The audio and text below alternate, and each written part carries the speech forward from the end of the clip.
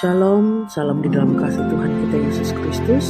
Dengan sukacita pada kesempatan pagi hari ini, kembali saya Pendeta Sepnopiana Sulitonga mengajak kita untuk membaca dan merenungkan firman Tuhan berdasarkan Nats Almanak Gereja Kalimantan Evangelis untuk hari ini, Sabtu 23 Desember 2023. Adapun nas bagi kita pada saat ini dari Hakim-Hakim pasal 13 ayat 1 sampai 25. Sebelum kita akan membaca dan merenungkannya, saya ajak kita terlebih dahulu berdoa. Mari kita berdoa. Terima kasih Tuhan, lewat perkenanan kasih-Mu, kembali kami pada hari baru ini boleh dibangunkan dari istirahat kami. Dan saat ini sebelum kami melaksanakan seluruh aktivitas dan kegiatan kami lebih dahulu diperhadapkan akan kebenaran firman-Mu. Berkati kami sehingga kami boleh mengerti apa yang Tuhan ingin sampaikan melalui firman-Mu, sehingga kami dikuatkan dan dimampukan untuk senantiasa menjalani kehidupan kami di dalam terang kebenaran firman Tuhan. Berfirmanlah bagi kami, berkati hamba-Mu yang memberitakan, diberkati jemaat-Mu dimanapun berada, di dalam nama Yesus Kristus kami berdoa. Amin. Hakim-Hakim pasal 13 ayat 1 sampai 25. Di bawah perikop lahirnya Simson, firman Tuhan berbunyi demikian. Orang Israel melakukan pula apa yang jahat di mata Tuhan. Sebab itu Tuhan menyerahkan mereka ke dalam tangan orang Filistin 40 tahun lamanya. Pada waktu itu ada seorang dari Zorah, dari keturunan orang Dan, namanya Manoah, istrinya mandul, tidak beranak.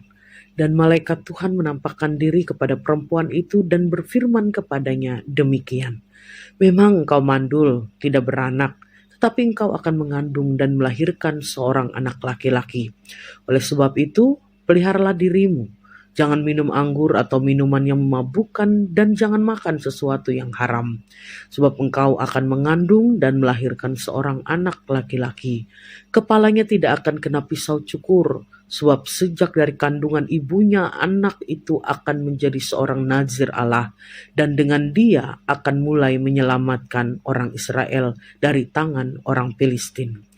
Kemudian perempuan itu datang kepada suaminya dan berkata, telah datang kepadaku seorang abdi Allah yang rupanya sebagai rupa malaikat Allah, amat menakutkan. Tidak kutanyakan dari mana datangnya dan tidak juga diberitahukannya namanya kepadaku. Tetapi ia berkata kepadaku, engkau akan mengandung dan melahirkan seorang anak laki-laki. Oleh sebab itu janganlah minum anggur atau minuman yang memabukkan dan janganlah makan sesuatu yang haram. Sebab sejak dari kandungan ibunya sampai pada hari matinya, anak itu akan menjadi seorang nazir Allah. Lalu Manoah memohon kepada Tuhan, katanya, ya Tuhan, berilah kiranya abdi Allah yang kau utus itu datang pula kepada kami dan mengajar kami apa yang harus kami perbuat kepada anak yang akan lahir itu. Maka Allah mendengarkan permohonan Manoah, sehingga malaikat Allah datang pula kepada perempuan itu. Ketika ia duduk di padang dan ketika Manoah suaminya itu tidak ada bersama-sama dengan dia.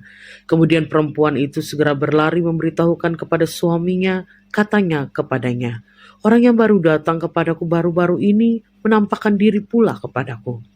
Lalu bangunlah Manoah dan mengikuti istrinya. Setelah sampai kepada orang itu, berkatalah ia kepadanya, engkaukah orang yang telah berbicara kepada perempuan ini? Jawabnya, benar. Lalu kata Manoah, dan apabila terjadi yang kau katakan itu, bagaimanakah nanti cara hidup anak itu dan tingkah lakunya? Jawab malaikat Tuhan itu kepada Manoah, perempuan itu harus memelihara diri terhadap semua yang kukatakan kepadanya. Janganlah ia makan sesuatu yang berasal dari pohon anggur. Anggur atau minuman yang memabukkan tidak boleh diminumnya, dan sesuatu yang haram tidak boleh dimakannya. Ia harus berpegang pada segala yang kuperintahkan kepadanya.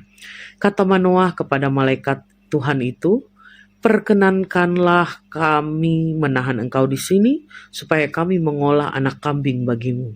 Tetapi jawab malaikat Tuhan itu kepada Manoah, sekalipun engkau menahan aku di sini, hidanganmu itu tidak akan kumakan. Tetapi jika engkau hendak mengolahnya menjadi korban bakaran, persembahkanlah itu kepada Tuhan. Sebab Manoah tidak mengetahui bahwa dia itu malaikat Tuhan. Kemudian berkatalah Manoah kepada malaikat Tuhan itu, siapakah namamu? Sebab apabila terjadi yang kau katakan itu, maka kami hendak memuliakan engkau. Tetapi jawab malaikat Tuhan itu kepadanya, mengapa engkau juga menanyakan namaku? Bukankah nama itu ajaib? Sesudah itu Manoah mengambil seekor anak kambing dan korban sajian, lalu mempersembahkannya kepada Tuhan di atas batu. Lalu diperbuatnya keajaiban, sementara Manoah dan istrinya memandanginya. Sedang nyala api itu naik ke langit dari mezbah, maka naiklah malaikat Tuhan dalam nyala api mezbah itu. Ketika Manoah dan istrinya melihat hal itu, sujudlah mereka dengan mukanya sampai ke tanah. Sejak itu malaikat Tuhan tidak lagi menampakkan diri kepada Manoah dan istrinya, maka taulah Manoah bahwa jika itu malaikat Tuhan.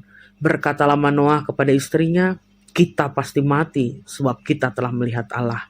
Tetapi jawab istrinya kepadanya, seandainya Tuhan hendak membunuh kita, maka tidaklah ia menerima korban bakaran dan korban sajian dari tangan kita, dan tidaklah ia memperhatikan semua itu kepada kita, dan tidaklah ia memperdengarkan hal-hal yang demikian kepada kita pada waktu sekarang ini. Lalu perempuan itu melahirkan seorang anak laki-laki dan memberi nama Simson kepadanya. Anak itu menjadi besar dan Tuhan memberkati dia. Mulailah hatinya digerakkan oleh roh Tuhan di Mahane dan yang terletak di antara Zora dan Esitaol.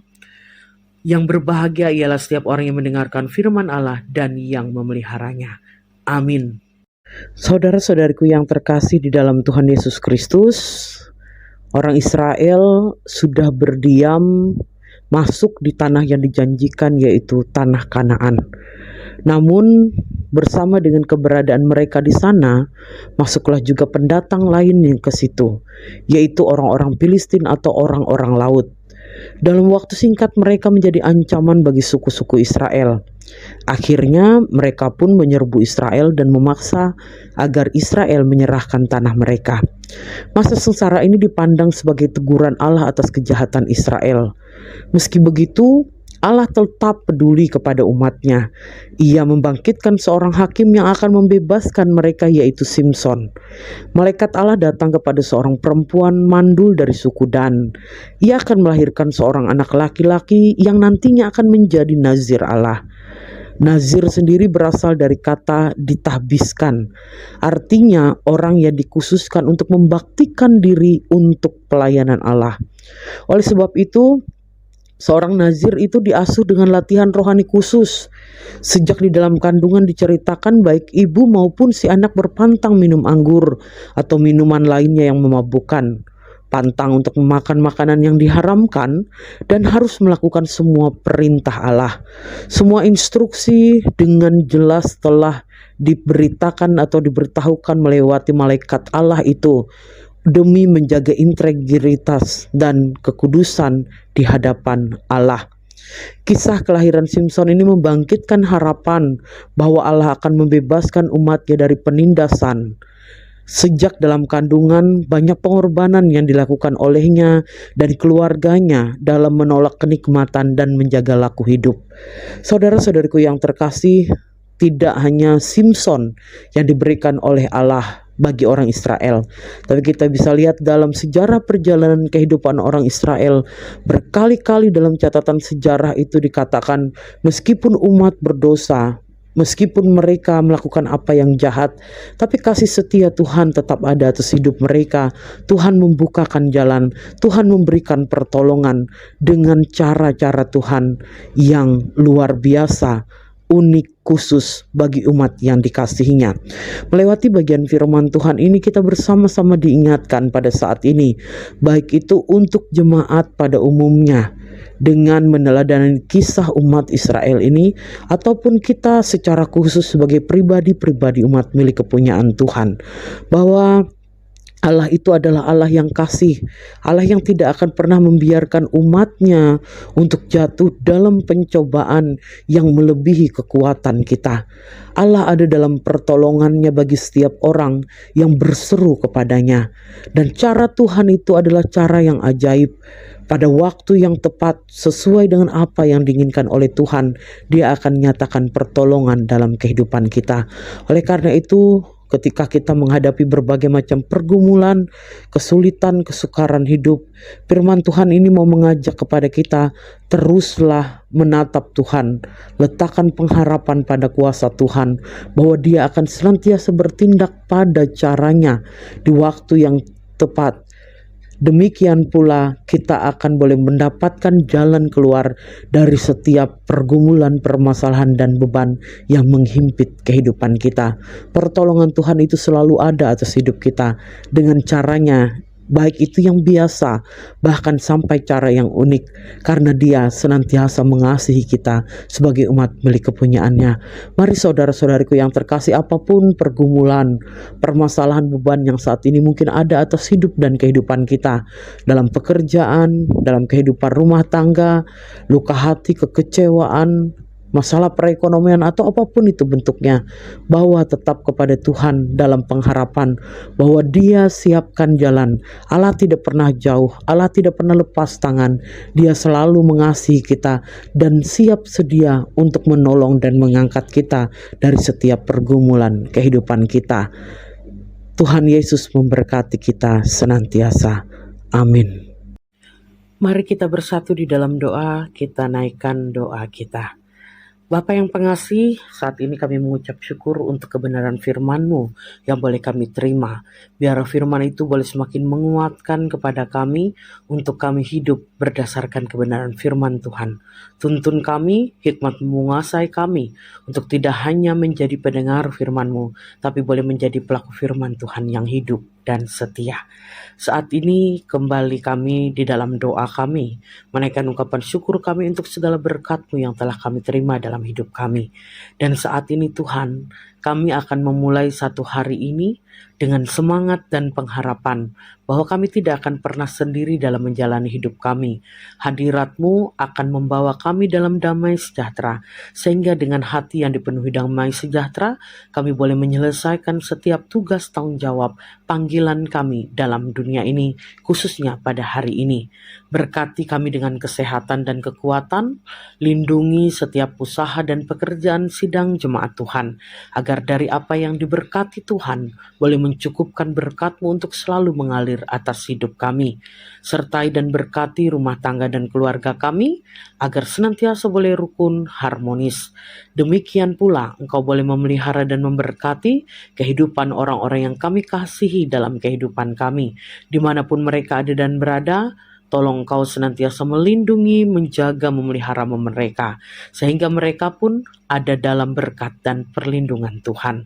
Bapa yang pengasih, biarlah kehidupan kami pada hari ini tidak hanya sekedar menikmati berkat Tuhan, tapi dari apa berkat yang Tuhan percayakan dalam hidup kami pun boleh menjadi berkat bagi sekeliling kami.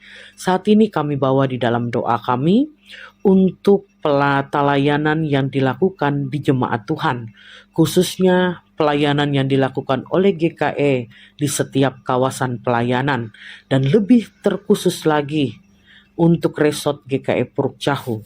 Pada saat ini kami memohon Tuhan tetap nyatakan hikmat untuk memimpin majelis resort GKE Puruk Cahu, agar di dalam topangan kuasa Tuhan segala hal yang diprogramkan, dibuat, dilaksanakan boleh semakin mendukung peran serta jemaat Tuhan dalam pembangunan, dalam kebangunan iman dimanapun mereka ada dan berada.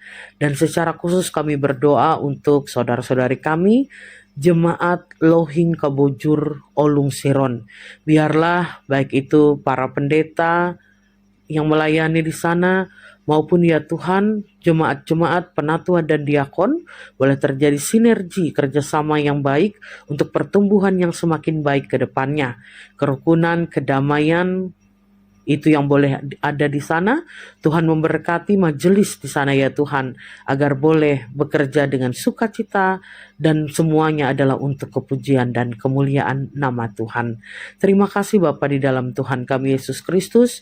Seluruh hidup dan kehidupan kami, setiap pergumulan yang Tuhan izinkan terjadi dan ada atas hidup kami bawa dan pertaruhkan hanya dalam pimpinan, pemulihan, dan kuasa Tuhan yang mengasihi hidup kami.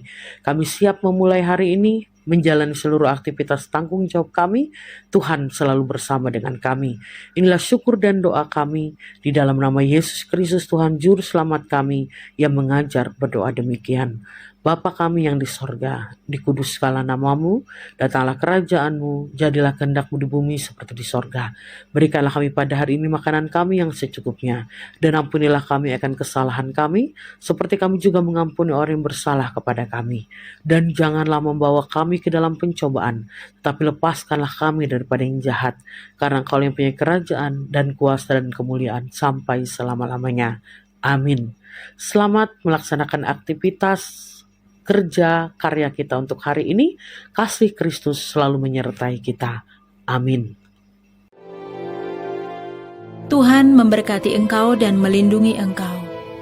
Tuhan menyinari engkau dengan wajah-Nya dan memberi engkau kasih karunia. Tuhan menghadapkan wajah-Nya kepadamu dan memberi engkau damai sejahtera. Amin.